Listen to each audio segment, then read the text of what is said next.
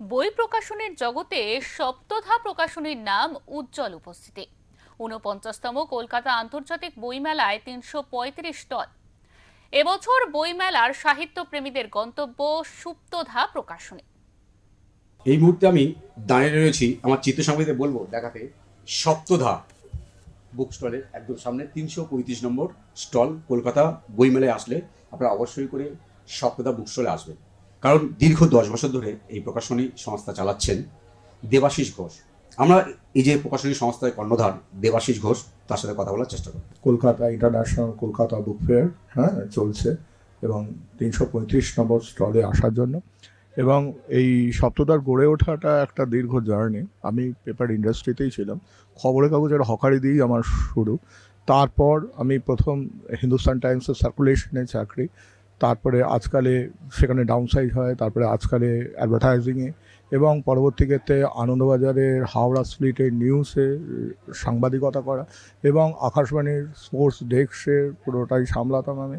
এবং এইভাবে এবং আমার ২০১২-তে আনন্দ পাবলিশার্স থেকে দুটি বই বেরোয়, আনন্দ তুমি স্বামী এবং হাওড়ার সঙ্গে এখনও তখন, আপনাদের এখনই দেখাচ্ছে। এর পরবর্তী ক্ষেত্রে একটা ২০১২-তে আমি যখন পেপার ইন্ডাস্ট্রি থেকে বেরিয়ে আসছে, সেই আমার সার্কুলেশন, অ্যাডভার্টাইজিং, নিউজ, এই অভিজ্ঞতাটা নিয়ে যখন বেরিয়ে আসছে, তখন আমি একটা অ্যাডভার্টাইজিং হোয়াইট পেজ শুরু হয়েছিল। হোয়াইট পেজের জন্মলগ্নটা, আমার সপ্তধার জন্মলগ্নটা বলতে হবে, কারণ হোয়াইট পেজ দ্য অ্যাড বুক হিসেবে শুরু হয়েছিল।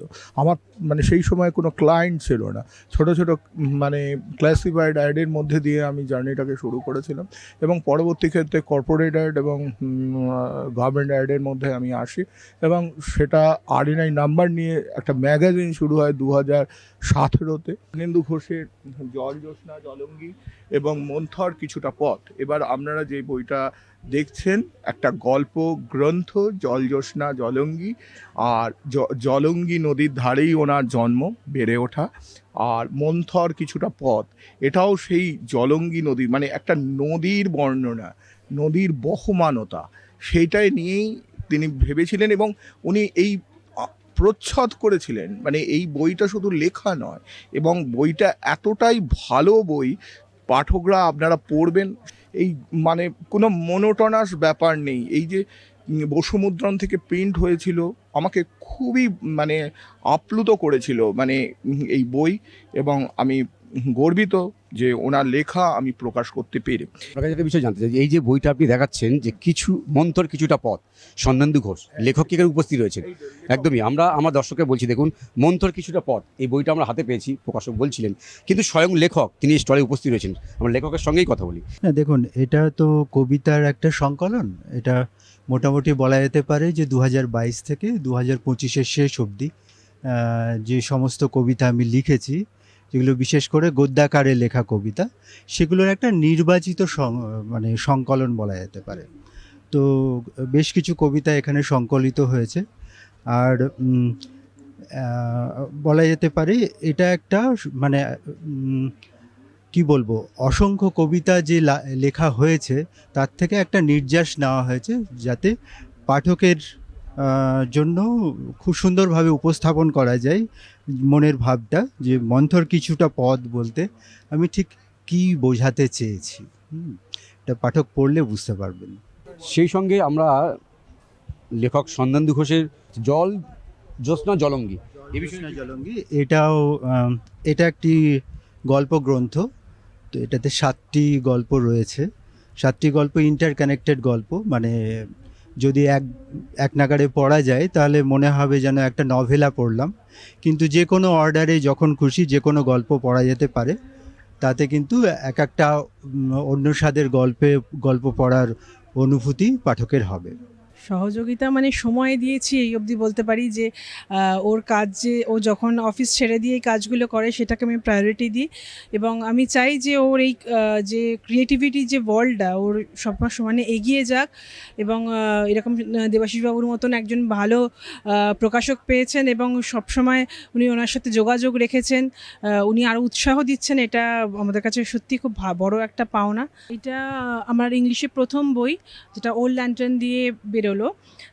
বইটা মূলত একটা সিরিয়াল গল্প। এখানে গল্পগুলো আছে মেইনলি কলকাতা পুরনো কলকাতায় পুরো এসেন্স এখানে পাবেন। এই বছর বইমেলাতে প্রথমবার আমার বই বেরোচ্ছে।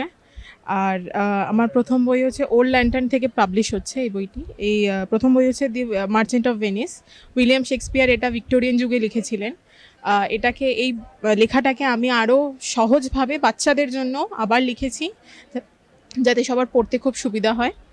আর দ্বিতীয়ত হচ্ছে এই বইটা হচ্ছে আমার নিজের লেখা 5টা শর্ট স্টোরি নিয়ে। 5টা শর্ট স্টোরি 5টা ইউনিভার্স তৈরি করেছে। এই বইটাতে এমন কিছু জায়গায় যেখানে হচ্ছে সিকিমের বর্ণনা আছে, সিকিমের সৌন্দর্যের বর্ণনা আছে, তিস্তার বর্ণনা আছে, যে তিস্তা কতটা রেজ দেখাতে পারে। আবার একটা গল্পে বর্ণনা আছে ডোমেস্টিক ভায়োলেন্স কতটা খারাপ হতে পারে। কোনো গল্পে কিছুটা জাতিস্বরের গল্প বলা আছে। তো আশা করছি মানে যদি ডেজাভু এক্সপিরিয়েন্স করতে হয়, যদি অলৌকিক কিছু এক্সপিরিয়েন্স করতে হয়, দেন মাস্ট রিড। এই মুহূর্তে আমার সঙ্গে রয়েছেন লেখক Kaushik Ghosh.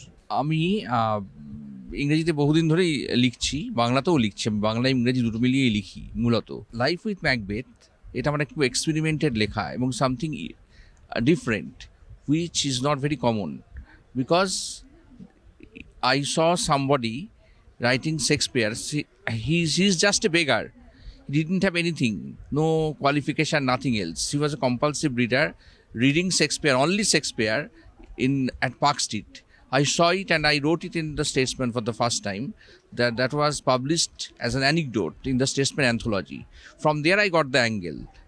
So how Shakespeare is interpreted by so many people, that has been written in this book, particularly in the form of stories or novella, whatever you say.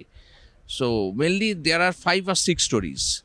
Kolkata আন্তর্জাতিক বইমেলায় যদি আপনারা আসেন, অবশ্যই করে 335 নম্বর স্টলে আসবেন। সপ্তদা যে প্রকাশনী সংস্থা নতুন পুরনো একাধিক লেখকের নতুন প্রতিভাকে তারা সুযোগ দেয়, নতুন নতুন লেখা ভাবনা তুলে আনার চেষ্টা করে। ক্যামেরায় সন্তোষ রায়ের সঙ্গে বিশ্বজিৎ, ওঙ্কার বাংলা।